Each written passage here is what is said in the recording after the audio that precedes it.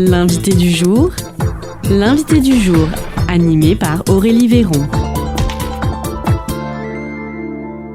L'invité du jour sur Espoir FM aujourd'hui, c'est Romain Clément. Bonjour.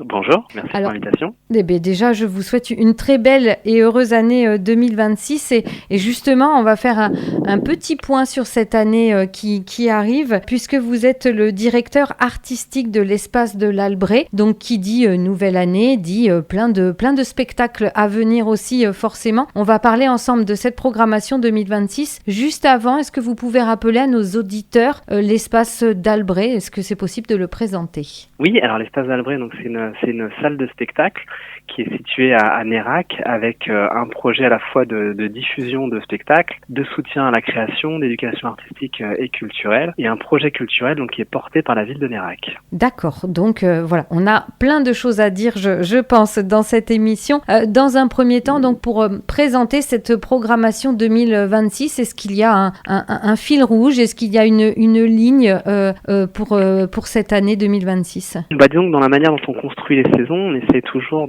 d'avoir un très grand équilibre à la fois dans les disciplines artistiques, que ce soit la danse, que ce soit le cirque, que ce soit le théâtre. On essaie toujours d'avoir une très grande diversité également dans les publics, que ce soit s'adresser vraiment à la population dans toute sa diversité. Et ensuite, c'est vrai qu'on a des thématiques qui reviennent d'une année sur l'autre, où à travers le spectacle vivant, on a toujours tendance à interroger le monde et à jamais vraiment donner de réponse pour que les gens puissent se faire leur propre avis. Donc c'est vrai qu'il y a souvent des thématiques qui reviennent effectivement d'une année sur l'autre. C'est le cas notamment avec un cycle qu'on est en train de développer sur une interrogation sur nos institutions qui avait commencé déjà l'année dernière avec démocratie. Et voilà, il y a plusieurs thèmes comme ça qui reviennent un petit peu tous les ans, mais qui avancent en fait. On reste jamais tout à fait au même endroit. Justement, si on regarde dans le rétroviseur 2025, quels furent les moments marquants? Comment s'est passée cette année? Moi, je parlerai d'un spectacle qui m'a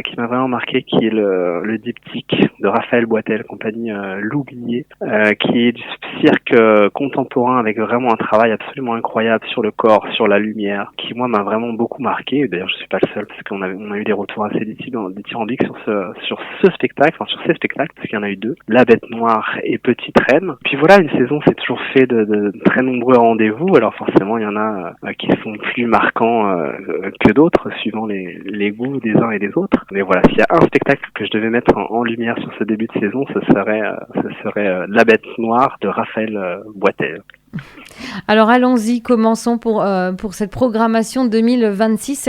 Elle commence ce 23 janvier, c'est bien ça, avec du rock? Exactement, concert de rock du groupe Eiffel, projet donc de Romain Humeau. Donc on accueillera le 23 janvier à 20h30 et qui vient présenter donc son nouvel album La Peur et le Vent, et avec une première partie qui sera le groupe nérakais Alkman. Voilà pour le 23 janvier. Et puis ensuite la saison donc se poursuit avec le mardi 17 février à 20h. On va retrouver donc Ma République et moi de la compagnie Iwa, qui est un seul en scène qui évoque les relations entre parents et enfants. Un spectacle qui est accessible dès 12 ans et qui fait partie justement du cycle sur lequel on interroge nos institutions.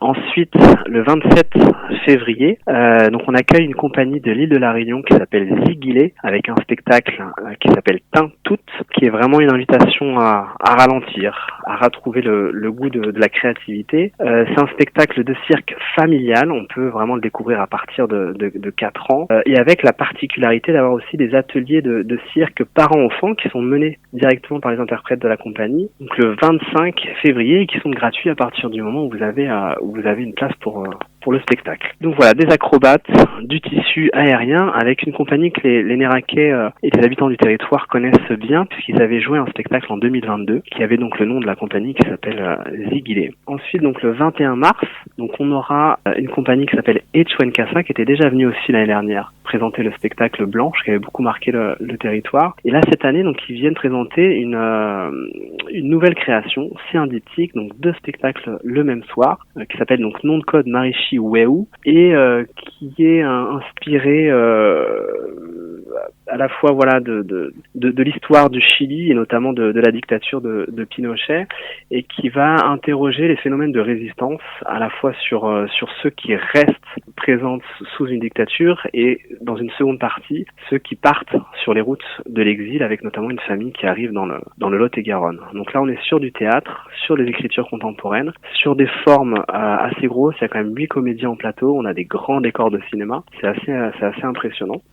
Donc voilà pour Nom de code Marie Chihuahua le 21 mars. Ensuite on aura donc le festival La Petite Garenne, donc du 3 avril au 5 avril, qui est voilà donc le rendez-vous un peu incontournable sur l'Albret pour ouvrir le printemps.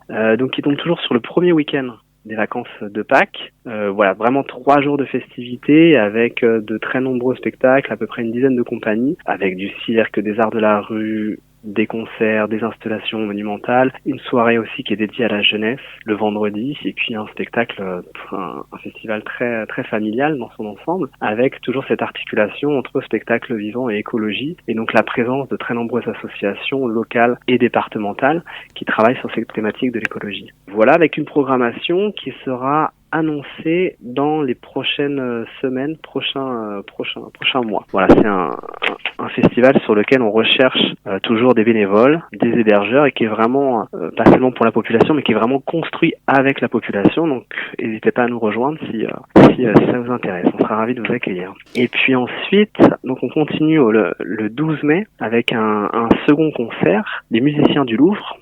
Donc une formation emblématique fondée par Marc Minkowski, qui était l'ancien directeur de l'opéra de Bordeaux, avec donc un concert de musique classique en musique de chambre, avec une petite surprise sur le programme pour cette séance donc du 12 mai à 20h. Ensuite, donc on aura donc une échappée à la rurale avec le spectacle Héroïne, qui est vraiment une plongée dans un tribunal à ciel ouvert avec une audience en temps réel. Donc c'est un spectacle assez long, on est quasiment sur 4 heures, mais c'est véritablement passionnant parce qu'au-delà d'être en temps réel, c'est aussi un spectacle où vous avez la possibilité de vous déplacer à l'intérieur du tribunal pour avoir justement différents points de vue.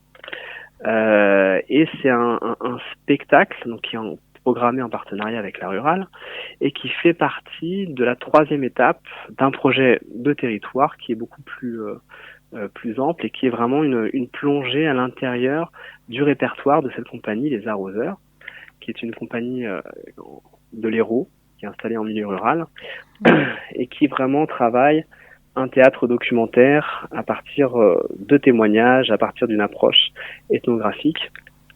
Et donc c'est un projet qui pour nous commence dès le mois de février avec les veillées de la soupe aux cailloux, qui sont un peu particulières parce que là on se déplace chez les habitants du territoire qui nous accueillent, qui partagent avec nous une œuvre littéraire qu'ils ont envie de partager, voilà, avec leurs amis, leurs voisins, leurs familles, etc.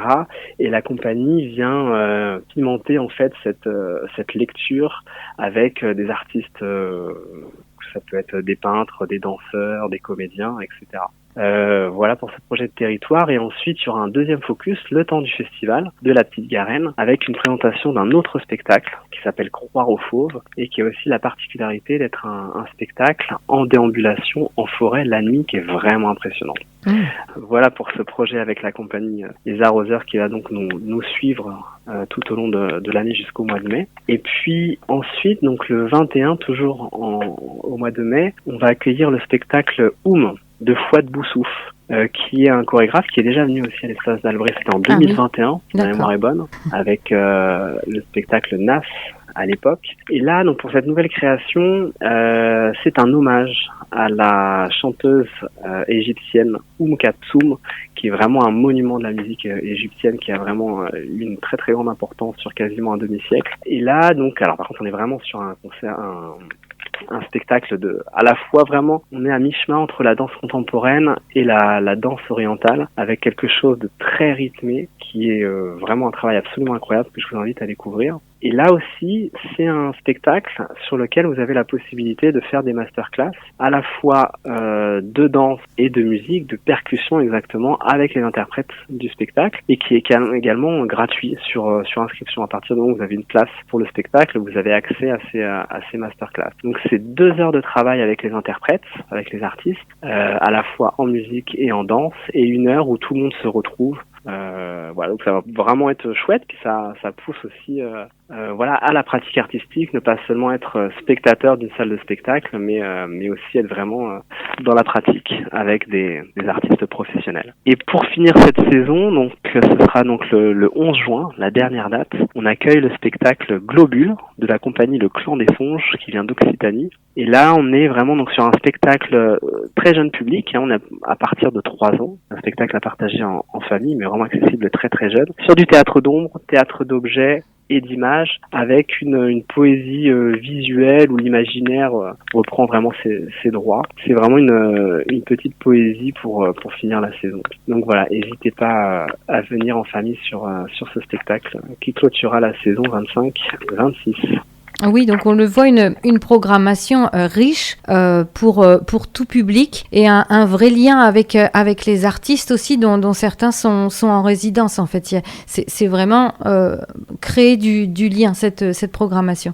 Oui, bien sûr. Effectivement, tout au long de l'année, on accompagne des artistes dans le processus de création et on fait surtout en sorte qu'il y ait un maximum de temps de rencontre avec les habitants du territoire, qu'il y ait déjà un lien qui se crée avec les artistes et que ce lien vienne nourrir les créations qui seront présentées d'une saison dans les saisons prochaines. Alors bien sûr, Romain Clément, on retrouve toute la programmation 2026 sur Internet, il me semble, c'est bien cela ? Oui, exactement. On a effectivement toute la programmation sur notre site internet www.espacedalbret.fr effectivement, donc où vous retrouvez toute la programmation, la tarification, les horaires et toutes les informations utiles pour partager ces moments de spectacle avec nous. Voilà, et on peut réserver aussi sur Internet ces places. Ouais, bien sûr. Vous pouvez tout réserver en ligne. D'accord. Bien entendu, on s'est arrêté au mois de juin parce que c'est la fin de la programmation 2025-2026. Mais celle de 2026-2027, elle reprend quand après au niveau des dates ? Alors, nous, on est en train de travailler sur cette programmation. Elle est à peu près finalisée et validée avec les élus de la ville au mois d'avril-mai, on va dire. Et elle est présentée au public en septembre 26. D'accord. Bon, là, on est loin. On peut d'ores et déjà profiter de cette programmation 2026 avec, donc, pour commencer, le concert d'Eiffel le 23 janvier. C'est un vendredi à 20h30. Et puis, voilà, retrouver toute la programmation sur Internet et réserver aussi ses places. En tout cas, merci beaucoup, Romain Clément, d'avoir fait de nous avoir donné un petit aperçu de tous ces spectacles, de tout ce que l'on pourra découvrir à l'espace d'Albret à Nérac. Eh bien, on n'a plus qu'à espérer que le public vienne en nombre à tous ces événements. Eh bien, merci beaucoup. Merci à vous pour votre invitation. Et puis, on espère vous voir nombreux à l'espace d'Albret. C'était l'invité du jour, animé par Aurélie Véron.